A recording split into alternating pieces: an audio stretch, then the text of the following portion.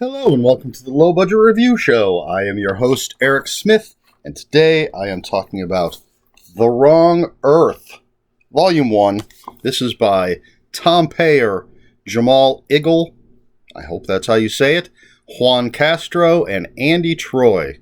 This is from Ahoy Comics. Apparently it's the miniseries that launched Ahoy Comics. So, what you have here, the way it was described to me when the second miniseries started coming out, there are 3 issues of that out right now, but it was described to me as, what if Batman 66, essentially the Adam West Batman, swapped worlds with the Dark Knight version of Batman.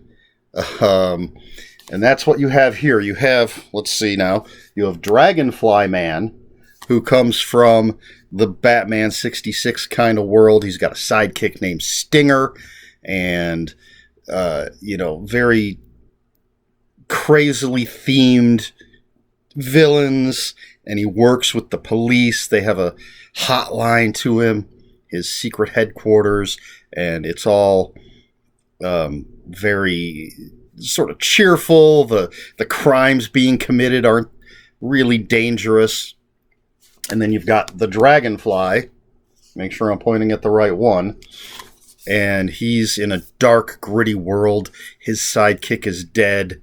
His villains are psychotic. And the police are after him. Everybody's corrupt. And so at the beginning of the book, Dragonfly Man and Stinger, they're in a death trap. Ooh, but they find a way out, and they're going after, they call him Onesie. Number one, his crew call him Onesie. And at the same time, that's on Earth Alpha. On Earth Omega, the Dragonfly is burning henchmen alive, going after number one. And so the Dragonfly Man confronts his number one. There's a fight with him and his henchmen. The Dragonfly catches his number one. There's mirrors. Both of them have a mirror, and the number ones jump through the mirror. Dragonfly and Dragonfly Man follow through the mirror, and they swap Earths. And then the rest of the book essentially is each of the characters trying to adjust to the world that they find themselves in. The Dragonfly has to deal with the fact that Stinger is still around, and he can't just go around murdering people, and that the police are his friends. And Dragonfly Man has to deal with the fact that the police are not his friends, and everything is dark and grim and deadly. And, of course, neither one fits. How are they going to make it work? How are they going to get back to their proper worlds? And then there's a little something else going on. That's, I didn't realize this was going to have kind of a cliffhanger-ish ending. I do have the first 3 issues of the new miniseries, but I wanted to read this first. So I went out and got this. I found it at Barnes & Noble. And it's fantastic. It's a lot of fun, but it can make you think as well. The artwork, let's see if I can show you just some of this so you can kind of see the difference. So this is, there's Earth Alpha, very bright. You can see it's got, there's a giant piggy bank trap and these crazy colorful villains. And then let's see let's find some Earth Omega that we can show, something that'll show it off a little bit. Just talk amongst yourselves while I flip through this freaking book and try to, blood. Trying to find like a good shot of Earth Omega. I probably should have prepared for this better.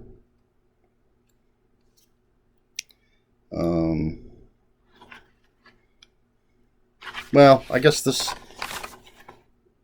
Don't look too closely, although it doesn't give too much away. Well, no, I don't want to show you that. It's kind of cliffhanger ending. Or the beginning from a cliffhanger ending.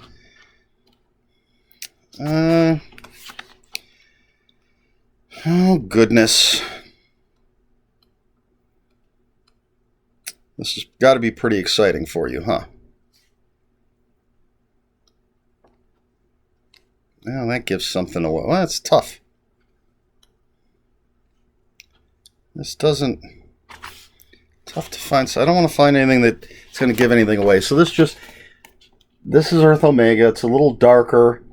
This particular 2 pages shows how the world sees the Dragonfly. It's got Dragonfly Man walking around.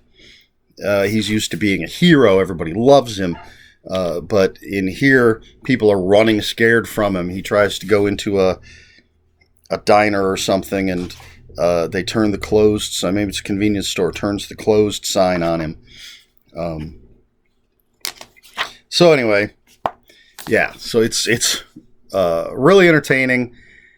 It's if you're a fan of whether it's grim and gritty comics or a little more light comic book reading, this is a great juxtaposition of the characters. Can't wait to dig into the issues of the sequel and see where things go.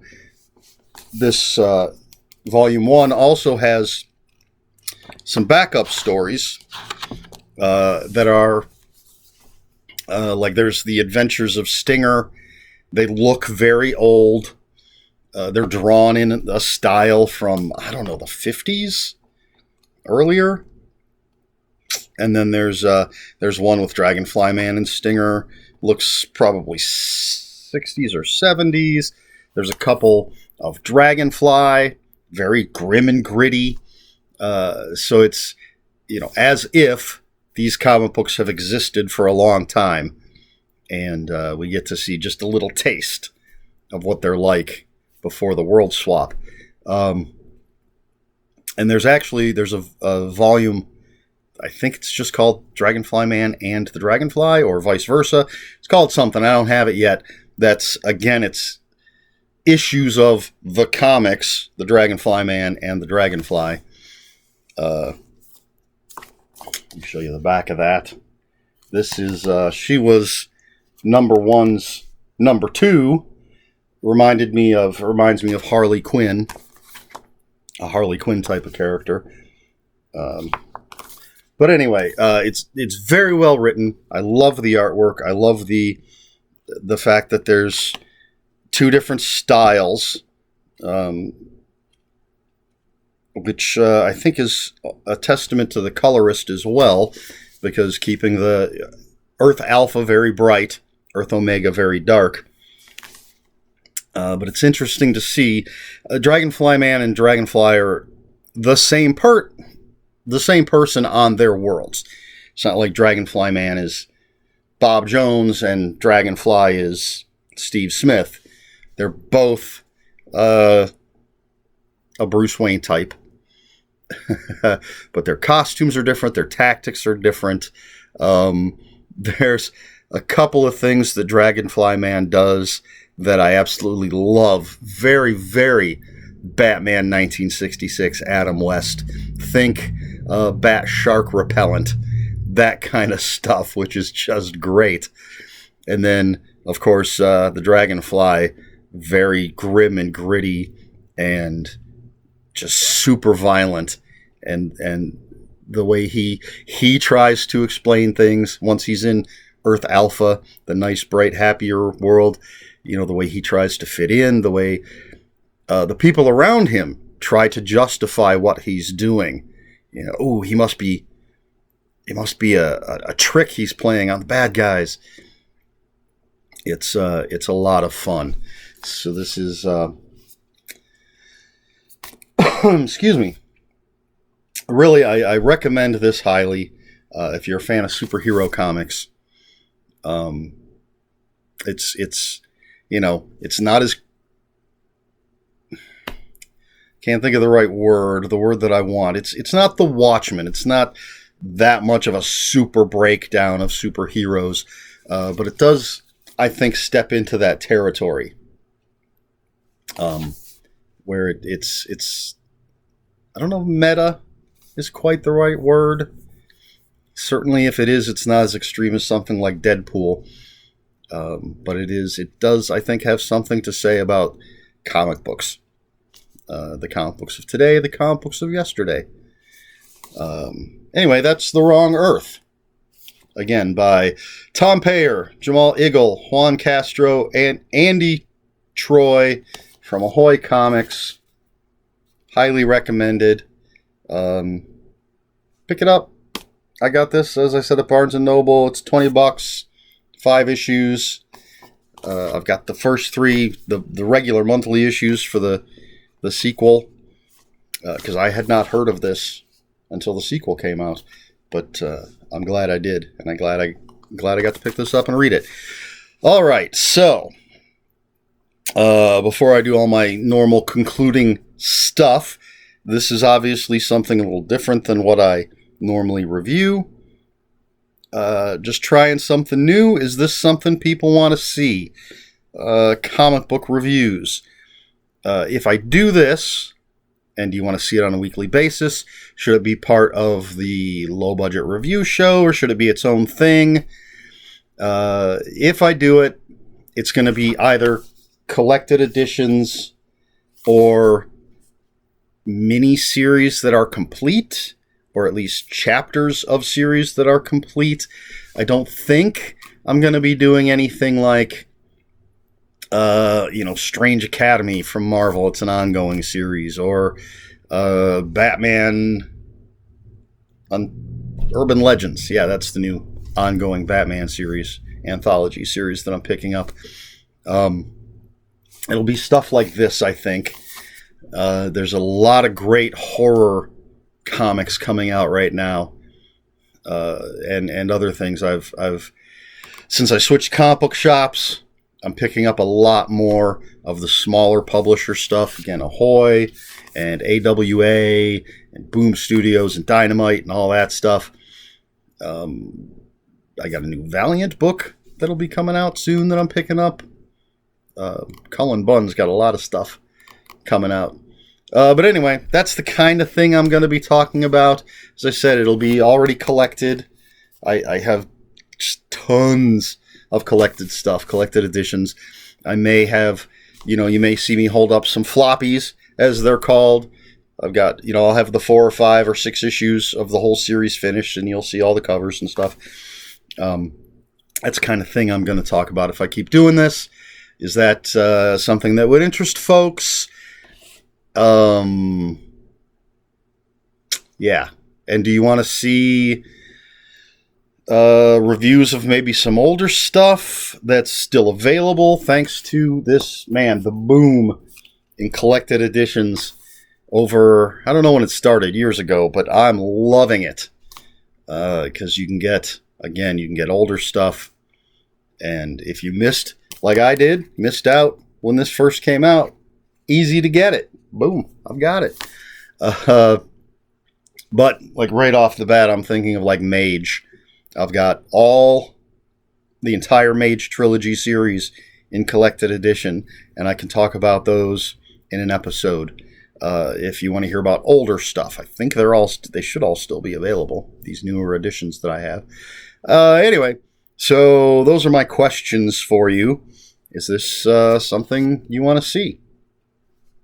I don't mean this specifically. I mean this type of video. Anyway, all right, that's it. So if you have any comments, questions, or corrections, answers to my questions, please leave them in the comments below. Comments are open for spoilers. Just post a spoiler warning. We try to be polite here at the Low Budget Review Show.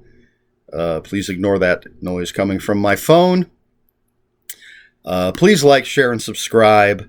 If you want to follow me on social media, my Twitter is @Ronin5757. My Instagram, where I post pictures of books, comics, games, and occasionally animals, is Eric Smith 5757. That's Eric with a K, ERIKSMITH 5757. All right. And so that's it. This has been the Low Budget Review Show. I have been Eric Smith, and until next time, read more books.